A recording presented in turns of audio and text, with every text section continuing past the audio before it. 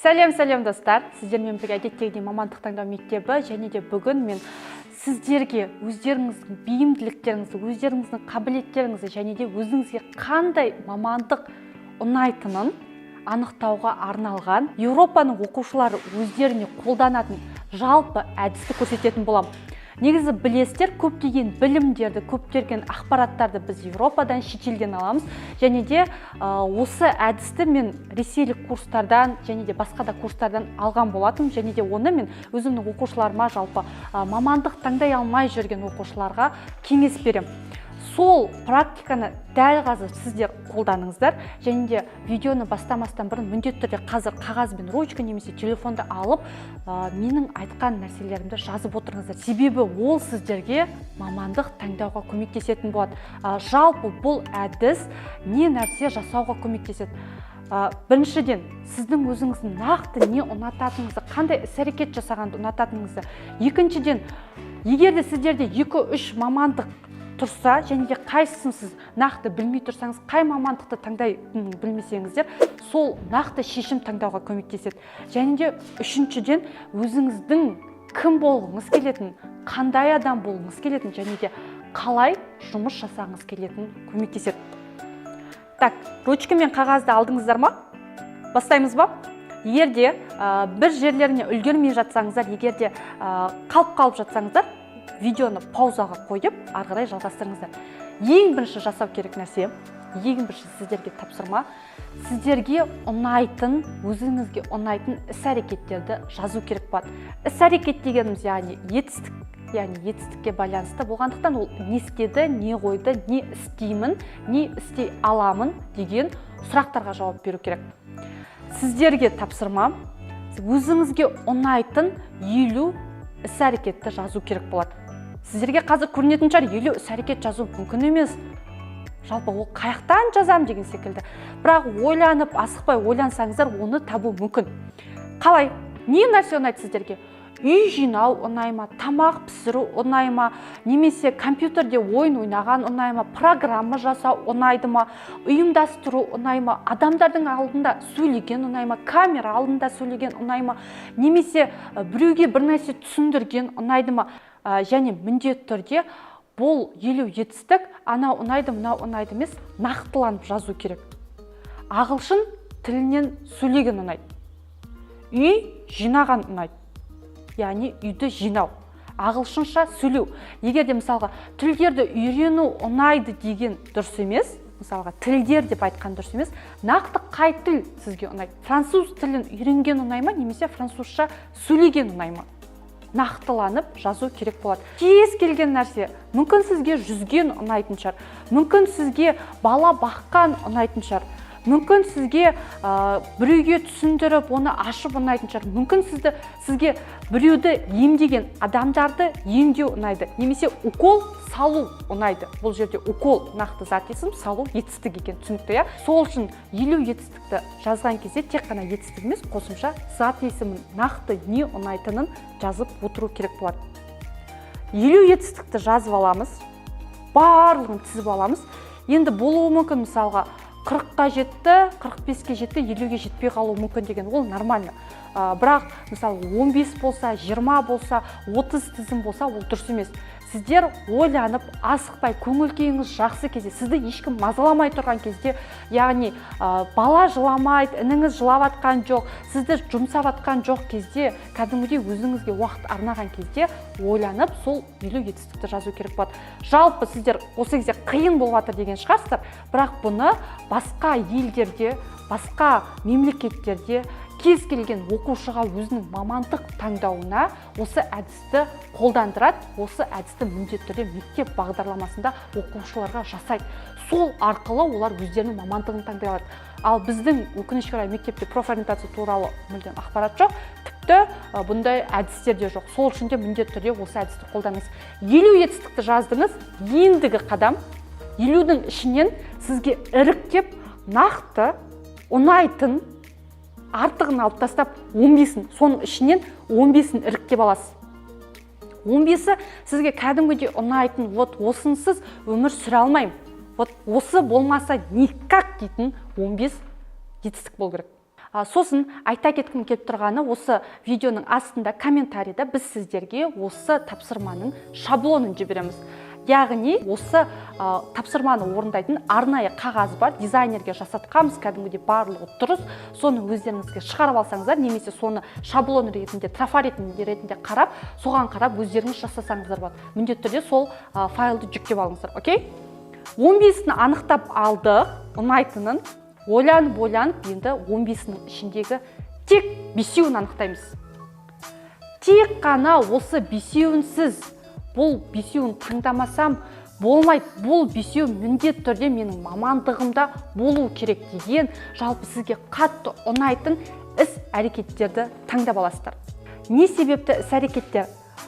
Біз мамандық таңдау дейміз, бір мамандықты таңдадық дейміз, бірақ мамандықтың артында ол жұмыс екенін, яғни сол мамандықты сіз жасайтын екеніңізді түсінуіңіз керек. То есть белгілі бір мамандықтың артында сіз белгілі бір іс-әрекеттерді жасайсыздар. Егер де сіздерге сол іс-әрекеттер ұнаса, сіздерге мамандық ұнайды. Егер де сіздерге ол іс-әрекеттер ұнамаса, ол мамандық ұнамайды. Сол үшін біз осы ұнайтын іс-әрекеттерді анықтап жатырмыз. Түсінікті, иә? 15-нің ішінен нақты ұнайтын 5 жетістікті анықтап алдық, көріп алдық. Енді 5-еуінің ішінен тек қана 3-еуін таңдаймыз. Сосын қараңыздар, кейбір оқушылардың жасап жатқаны қателері, осыны үйренген ұнайды, осыдан білім алған ұнайды деген секілді нәрсе. Бірақ сіз үнемі білім алу негізгі факторлардың бірі, бірақ білім алуды сіз жұмысыңызға қолдана алмайсыз қой. Сіз білім аласыз, сол алған біліміңізді іс-әрекетке асырасыз. Яғни ағылшынша үйрену деген қате нәрсе, ағылшынша сөйлеу немесе ағылшынша грамматиканы талдау деген секілді нақты не ұнайтын және де оны дәл қазір жасай алатындай қылып жасауымыз керек болады. Түсінікті, иә? Біз 3-еуін анықтап алдық. Енді 3-еуін анықтағаннан кейін енді қараңыздар. Сіздердің ойларыңызша ойлауыңыз мүмкін. Бұл 3-еуін мысалға біреу қолынан келеді, 2-еуін әлі бұл туралы менде білім жоқ, немесе бұл туралы аса қатты білмеймін, бұдан тәжірибе жоқ деген секілді. Ол нәрсені сіз уақыт өте келе қалыптастырасыз. Яғни ол ақпараттармен сіздер бірден толып кетуіңіз мүмкін емес қой. Сол үшін де университеттер, сол үшін де колледждер, сол үшін де арнайы курстар шығарылды. Яғни сіз білмеген нәрсеңізді, бірақ ол сізге примерно ұнаса да, сіз оны ары қарай университетте жетілдіріп алып, ары қарай жұмыс жасауыңызға болады. Түсінікті. 3-еуін біз анықтап алдық. Енді осы 3 жетістікті анықтап алғаннан кейін ойланыңыз. Осы 3 жетістік қандай мамандықтарда іске асырылады? Қандай жұмыстарда осы 3 жетістік қолданылады? Мысалға, менде үнемі жетістіктің біреуі ұйымдастыру болатын. Екінші жетістіктің бірі түсіндіру болатын. Ұйымдастыруға қатысты маған мысалы қандай мамандықтар келеді? Ол event агентстволарда жұмыс жасасам болады, белгілі бір мейрамдарды ұйымдастырсам болады, яғни балаларға арналған аниматорлық сферасында, немесе үлкен кісілерге арналған аниматорлық сферасы ұйымдастыру болған соң, бұл жақта да кішігірім продюсерлік, кішігірім режиссерлық, яғни осы бағыттарда сәйкес келеді. Яғни сіздердің міндеттеріңіз бір жетістікті қарадыңыз ба, сол жетістікке және де общий 3 жетістікке қандай мамандықтар келетінін анықтап тізімін жазу керек болады. Яғни біз жетістікті анықтадық, жетістікке қатысты енді біз екінші тапсырма соған сәйкес келетін мамандықтардың тізімін жазамыз. Жиі қойылатын сұрақ, 3 жетістікте бірге қарастырамыз ба, тек қана немесе бір жетістікке қарастырамыз ба? Мүмкіндігінше 3 жетістікке қарастырған дұрыс. 3 жетістікте қолданылатын қандай жұмыстар бар, қандай мамандықтар бар? Енді бізде мындай болады. Белгілі бір шаблон болады, мына рамка секілді шаблон бар. Оған сәйкес келетін мамандықтар жоқ, бір 2-3 ғана шығар деген секілді. Бізде үнемі айтып жүргендей, әлемде 60 мыңнан аса мамандық бар. Сенің 3 жетістігіңе кем дегенде минимум 1000 мамандық сәйкес келеді. Минимум болмағанда хотя бы 100. 1000 демей қойып, 100 мамандық сәйкес келеді. Сол үшін де интернетте кіріп, осы жетістіктер, осы жұмыстар қай жерде жұмыста жасалатын жалпы мамандықтар туралы ақпараттарды іздеп, немесе біздің Telegram каналымыздың ақпараттарды іздеп, мамандықтар туралы сол мамандықтардың тізімін жасап алуың керек болады. Және де егер де сенде екі таңдау болса, мысалы финансист немесе геодезия деген секілді мамандық болса, ойланып отырсың, екеуін де таңдағың келеді, сол кезде осы үш жетістікті қолдан.